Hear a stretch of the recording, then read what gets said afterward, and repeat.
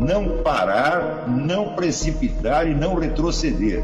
Então dizer para esse cara, sabe quando nós vamos parar? Nunca. Nunca na sua porca vida. Né?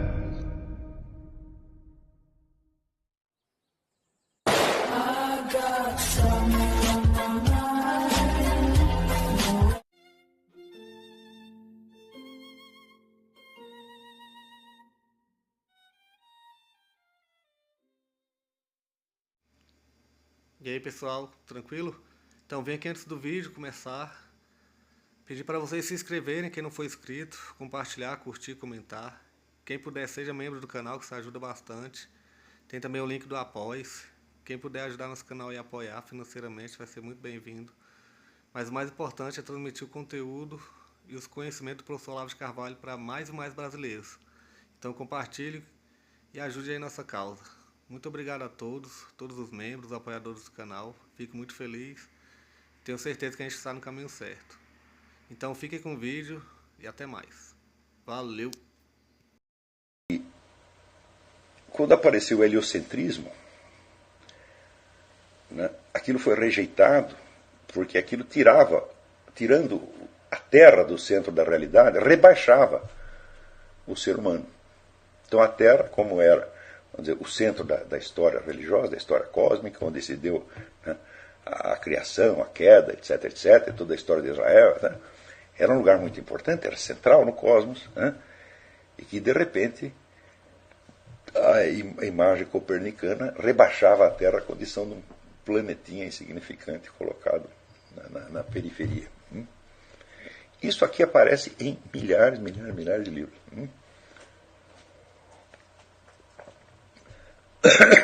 Quando você vai investigar a coisa mais profundamente, e quem te deu o trabalho de investigar isso foi esse grande filósofo, que é o Jean Borella, né? O Jean Borella diz, vamos ver se é assim mesmo. Então, vamos ver primeiro se o sistema ptolomaico que colocava a Terra no centro tinha esse tipo de ênfase de colocar a Terra no centro para exaltá-la como um lugar muito importante. Então ele descobre primeiro que não. Que o centro axiológico, o centro de valorativo, nunca foi a Terra, foi o Sol. Porque afinal de contas é o Sol que simboliza Jesus Cristo e não a Terra. A Terra simboliza justamente uma região mais baixa, inferior. Então, quando se colocava no centro, o centro não significa o lugar mais elevado, nem mais importante, significa o embaixo. E quanto mais afastado deste centro, a mais perto de Deus.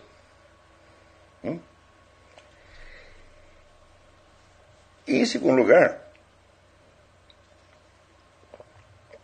ele descobre que a concepção estritamente heliocêntrica não teve muitos defensores nem na Antiguidade e nem na Idade Média.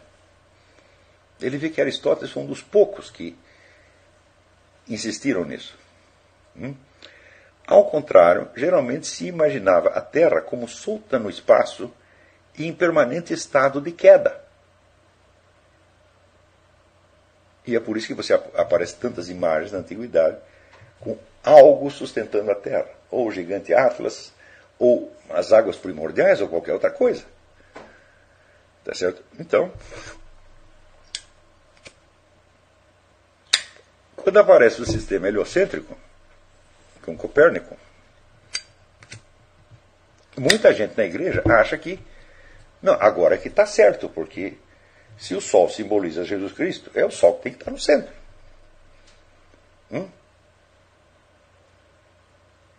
Então, mas então por que a igreja rejeitou o sistema heliocêntrico? É simples, porque o sistema heliocêntrico, tal como proposto por Galileu e Copérnico, estava errado.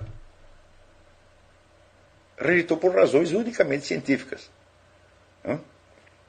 Isso não quer dizer que esse sistema heliocêntrico devidamente corrigido não seja verdadeiro. Mas tal como foi apresentado por Galileu, e sobretudo por Galileu, que colocava o Sol não somente no centro do sistema, no centro do universo, era absolutamente inaceitável. Então, agora, mas se rejeitaram por razões científicas, então não é possível que ao mesmo tempo eles desprezassem a observação e acreditassem poder conhecer tudo por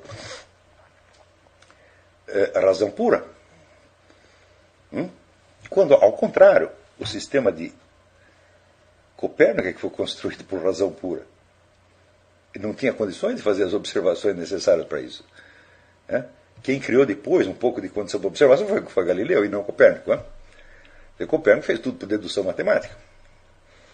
Então, quando você chega a ver que a história da ciência que se consagrou é exatamente o inverso da realidade, fala, peraí, gente, isso é muito grave.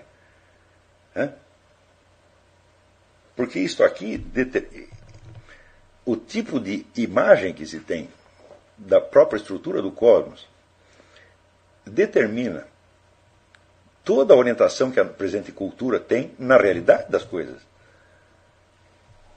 O próprio senso da distinção entre o real e o irreal, que é básico,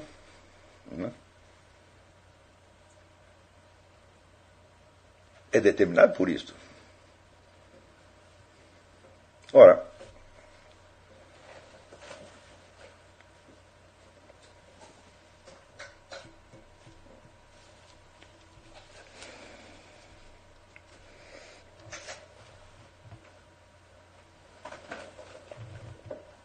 você vira, portanto, que a maneira que o católico medieval tinha de entender um milagre era completamente diferente da maneira que um católico hoje em dia tem. Porque o sujeito, por mais católico que seja, ele foi educado dentro dos padrões da ciência galilaica e ele acredita nela. Se ele estudar mais ciência e chegar até negócio de teoria quântica, etc., ele vai ver que Galileu estava errado. E que, de fato, o mundo da física quântica se parece mais com o mundo medieval do que aquilo que oficialmente se tem hoje como realidade. Por exemplo, o fato de que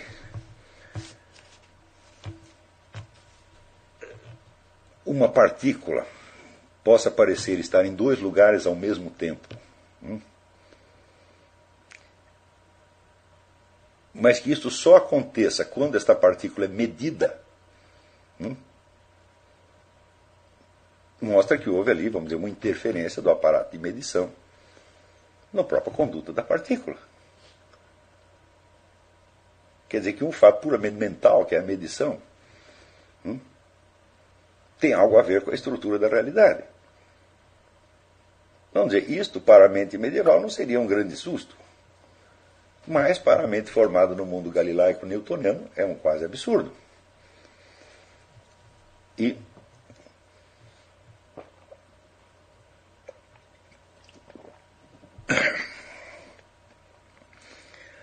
isso quer dizer que o próprio estado de desenvolvimento da ciência física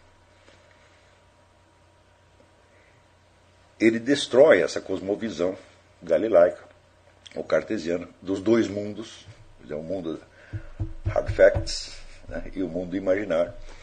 Mesmo porque o mundo dos hard facts não é constituído de hard facts de maneira alguma, mas apenas de uma seleção matemática.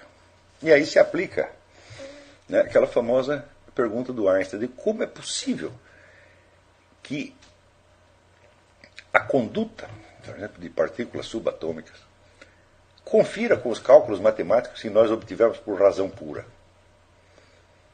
Da onde é possível este poder de preensão das matemáticas sobre esta faixa da realidade que a física estuda? Então, este mesmo livro, que é o David Lindley, The End of Physics, diz uma coisa muito impressionante, que eu mesmo já tinha dito muitas vezes, mas é interessante ver isso declarado por alguém do próprio campo. Há uma explicação tentadoramente simples para o fato de que a ciência seja matemática por natureza. É porque nós damos o nome de ciência àquelas áreas de investigação intelectual que cedem à investigação matemática. Ou seja, a ciência é organizada matematicamente porque ela só escolhe aqueles pedaços da realidade que são matematizáveis. Agora, acontece que esta área que é estudada pela ciência, ela não coincide com o mundo físico tal como nós o conhecemos. Ela se constitui de uma seleção do mundo físico feita segundo o próprio critério matemático. Então isso quer dizer o seguinte: se você isolar de tudo, de todos os objetos que conhece, tudo aquilo que não corresponde às suas propriedades matemáticas, o restante funcionará de acordo com essas mesmas propriedades matemáticas. Eu digo, mas isso é uma imensa tautologia. Porque daí só resta saber que propriedades são essas. E é exatamente isso que a ciência física tem feito há 3 ou 4 séculos. Só que, qual é a relação entre este mundo estudado pela ciência física e os objetos da nossa percepção real? Essa relação é tremendamente complexa. E nós começamos a ver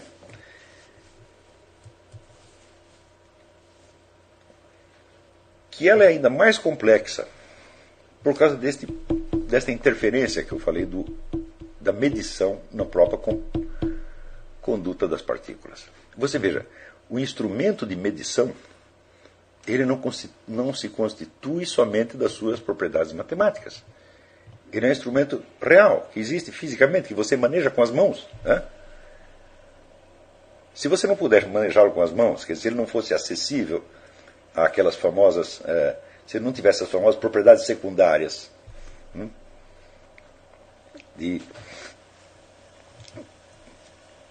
que assinalam a sua presença corporal, não física, corporal, real, perante o físico que está conduzindo a experiência não seria realizável. Se ele, em vez do instrumento de medição, tivesse somente a fórmula matemática do instrumento de medição, não poderia realizar medição alguma. Então, o que está havendo? Na hora que você procede a uma medição, está havendo uma interferência entre o mundo físico, que é o mundo das propriedades matemáticas, e o mundo corporal.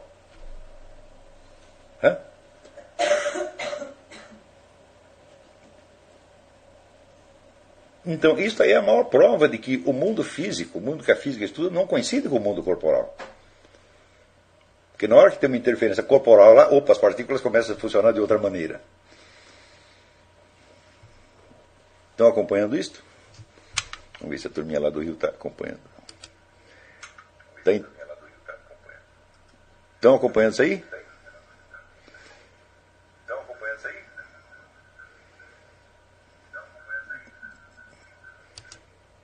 Perfeito. Muito bem.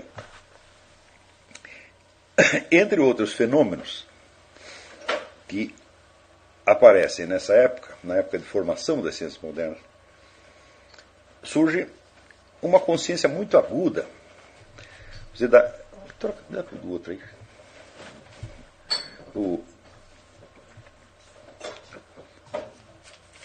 Surge uma consciência muito aguda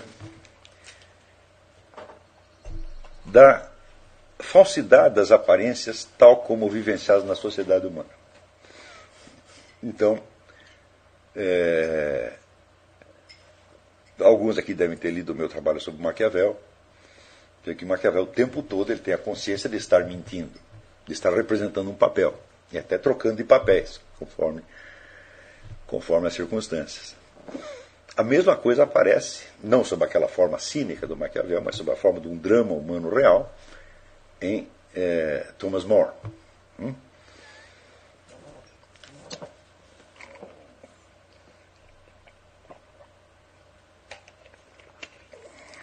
Onde, no caso, a fé cristã, que nós não podemos negar, que fosse sincera, coexiste com o apelo de uma vocação política também muito, muito verdadeira. Quer dizer, ele acreditava que devia servir à nação através do exercício do serviço público. E ele sobe muito no serviço público, ele começa como um pé rapado e termina o chanceler do reino. Então, aí surge um conflito de obrigações. E ele nota que o mundo da corte se constitui todo de fingimento, e que o fingimento é tanto mais eficaz quanto mais cínico. Quer dizer, quanto mais uma coisa mentirosa, mais aí que as pessoas fingem que acreditam nela. Né? E, embora todos saibam que estão mentindo, todos ficariam muito revoltados se aquilo fosse desmentido ou desmascarado.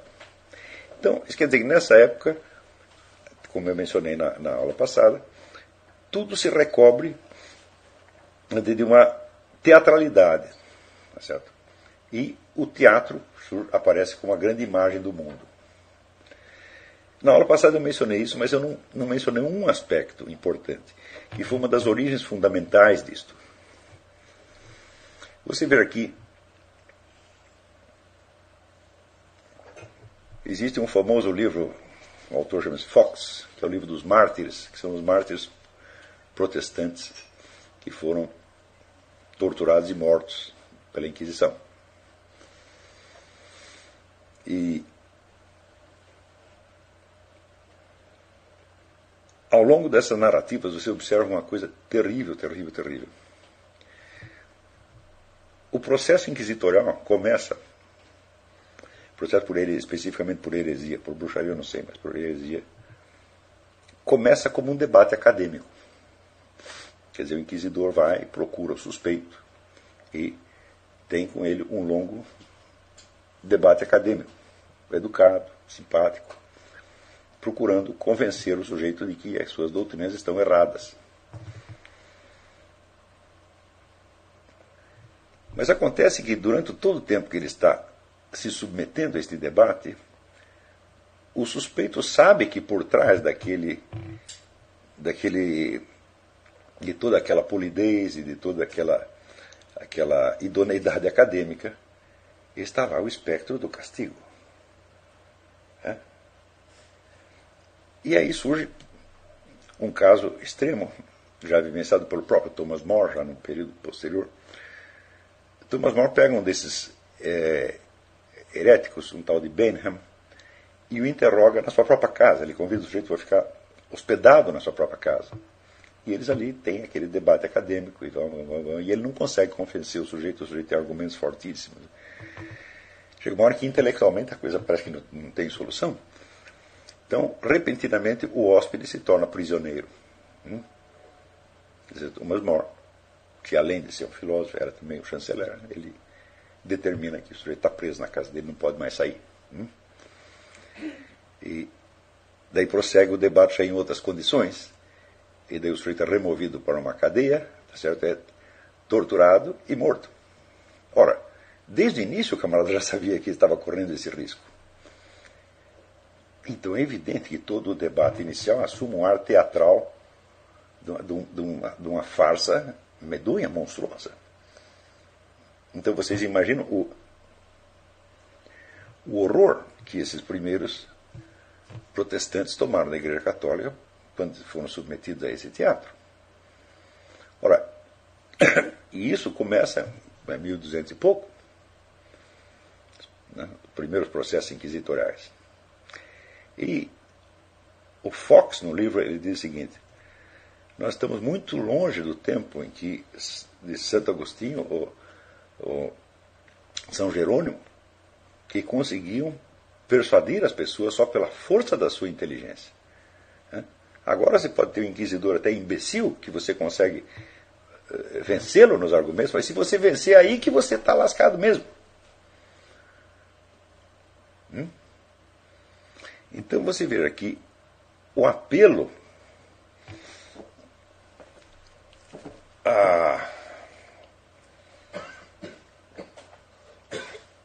aos meios repressivos já assinala uma perda de hegemonia intelectual da Igreja Católica. Eles só apelaram a esses meios por quê? Porque eles não conseguiam dobrar os caras. E não é possível você dizer que todos eles estavam ali só por má vontade. O sujeito está só por má vontade, o que está fingindo, ele não vai se deixar matar por uma besteira. Porque se o sujeito se deixa levar à tortura e à fogueira, é porque ele está realmente convencido disso. Então você tem uma espécie de... chega numa situação de impossibilidade intelectual. E esta impossibilidade é uma das coisas que leva o Thomas More a descrer da possibilidade da prova objetiva de qualquer coisa e a confiar somente na aposta da fé.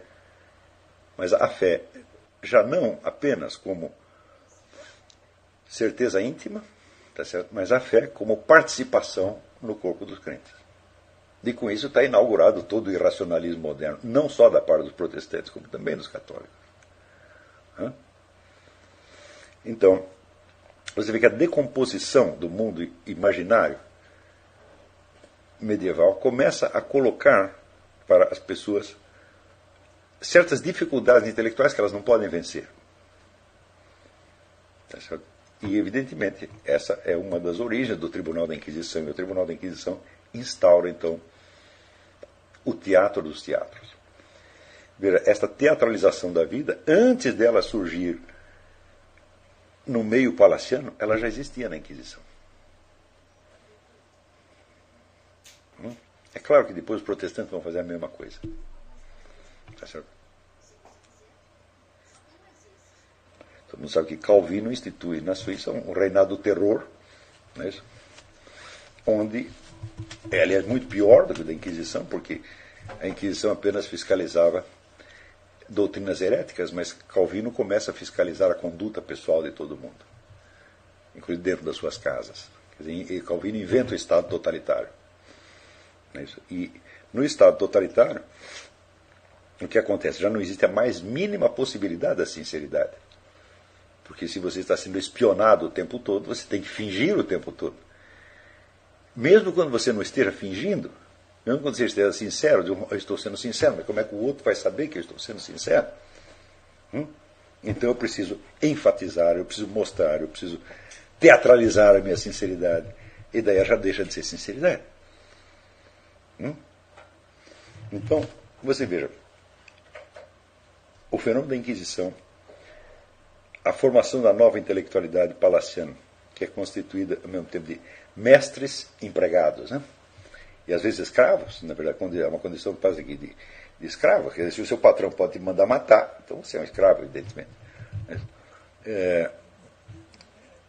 Então, a Inquisição, a formação da intelectualidade escrava, tá certo? E o advento do totalitarismo. Tudo isto, assim, numa questão de 200 anos, né? E praticamente em todos os países da Europa.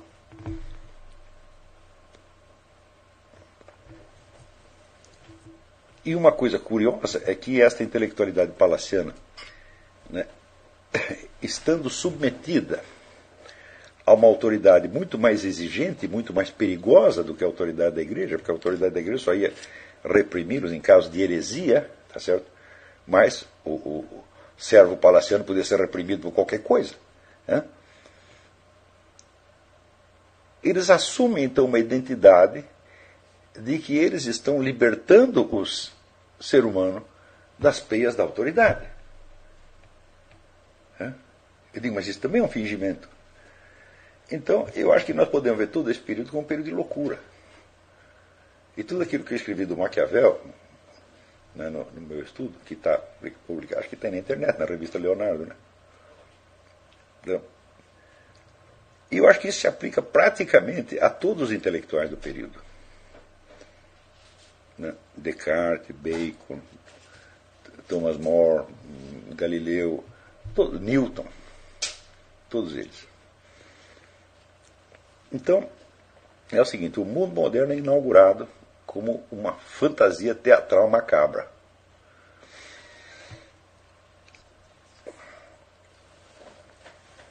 E tudo isso, vamos dizer, não é imposto assim na base da pura teoria. Não, isso aí tem o poder político impondo tudo isso. Isso quer dizer que o sistema repressivo que a Inquisição criou é fichinha perto do que veio depois. E a sinceridade das pessoas é a mesma sinceridade do protestante sendo interrogado pelo inquisidor católico. Ele sabe que se ele for inteiramente sincero, ele vai morrer. Mas, vejam o que aconteceu com o sujeito que foi interrogado por Thomas More. Esse Bainham, ele é convidado para a casa de Thomas More, fica lá como convidado, discutindo questões teológicas, depois fica prisioneiro dentro da casa de Thomas More, depois é mandado para a prisão, é torturado. E quando ele é torturado, ele se arrepende, ele muda de ideia. Ele confessa os seus erros. Confessa os seus erros e vai e se reintegra na Igreja Católica. Então, está perdoado, está limpo. Só que passa 2 meses, daí ele se arrepende do arrependimento. E ele vai na Igreja Protestante chorando e diz: eu traí Jesus Cristo. Mas ele não se contenta em confessar isso na Igreja Protestante. Ele sente que ele tem que declarar isso em público. Porque senão ele não vai se limpar. Porque a abjuração foi feita em público. Ele disse: se eu confessar aqui só em segredo para vocês, não vale, eu estou sendo desleal com Jesus Cristo. Então eu tenho que confessar na frente dos católicos também. Então daí ele confessa, e daí ele é novamente preso, torturado e morto.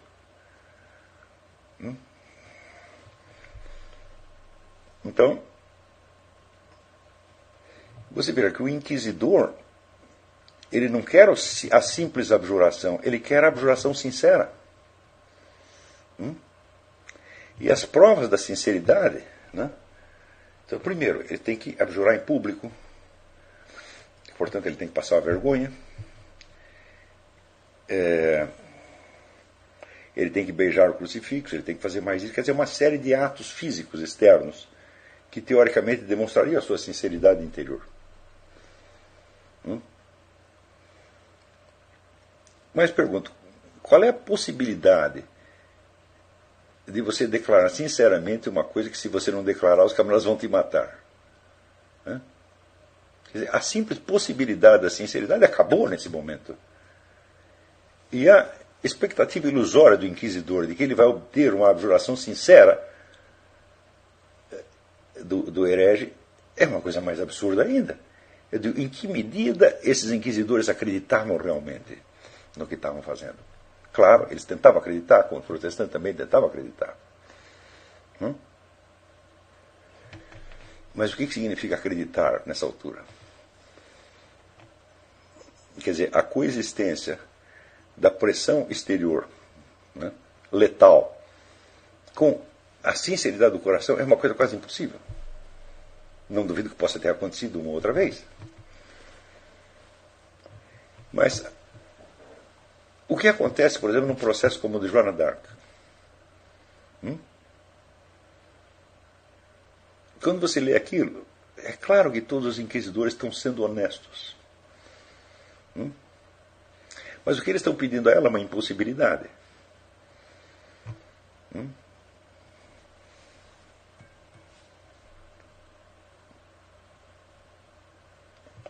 E ela, então, ela se submete a todo aquele teatro, e a culminação do teatro é, evidentemente, a morte. Ela não abjurou, mas suponham que ela tivesse tido um momento de fraqueza e abjurasse. Mentisse contra si própria. Ela seria absolvida dos seus pecados, em seguida ela ia se arrepender do arrependimento, e daí seria condenada, exatamente como aconteceu com esse Benham. Então, isso quer dizer que a autonomia cada vez maior do poder político e policial do Estado, tá certo? Vai criando situações humanamente impossíveis.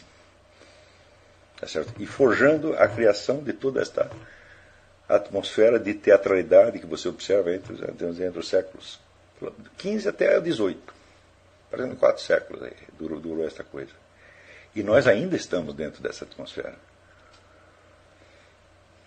Hoje em dia, quando nós observamos as últimas consequências disso, que é, por exemplo, você ter todo um sistema de mídia mundial mentindo descaradamente o tempo todo em coisas que todo mundo sabe que é mentira.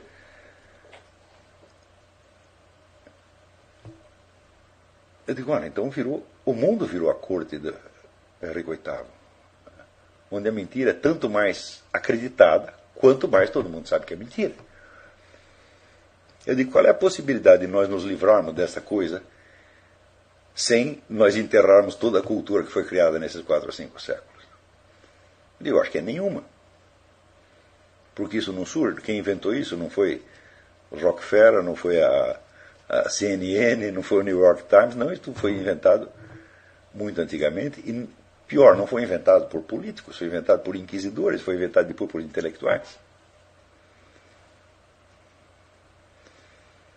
Está entendendo? Não deixa de ser significativo que no seu principal livro, que é a Utopia, Thomas More, vendo toda a maldade do mundo, a falsidade do mundo, em todo esse ambiente de artificialismo sufocante e repressivo, ele apele à ideia da revolução socialista. Que é um dos primeiros doutrinários explícitos da Revolução Socialista. Você pode dizer, bom, não é ele, é apenas um dos personagens que está ali advogando isso, e o outro personagem que se chama justamente More. Até apresenta algumas objeções, mas as objeções são fracas. O personagem que advoga a Revolução Socialista, ele alega que tudo isso, toda esta falsidade, só existe por causa da cobiça de riquezas. E que se nós criássemos uma sociedade onde é impossível a cobiça de riqueza, tudo isso desapareceria e todas as pessoas seriam sinceras e boas. Então, ele inventa uma sociedade onde assim, todos se vestem igual, as casas de todos são absolutamente iguais, e as pessoas não se permitem que morem numa casa mais de 3 anos, porque senão pode se apegar à casa, então as famílias são todas mudadas. E ele vai descrevendo aquela sociedade igualitária, né? E só tem um ponto que não aparece. Para manter a sociedade igualitária, seria preciso um governo central, que tivesse um poder imensamente maior do que o poder de Henrique VIII. Né? E você diz, mas espera aí, Thomas More é burro de não ter percebido isto? Não, ele não é burro. Né? Ele não está seguro do que ele está fazendo. Né? Ele está, veja, qual era o problema de Thomas More? Ele era um intelectual palaciano, cristão, mas desvinculado da igreja, não era desligado funcionalmente da igreja.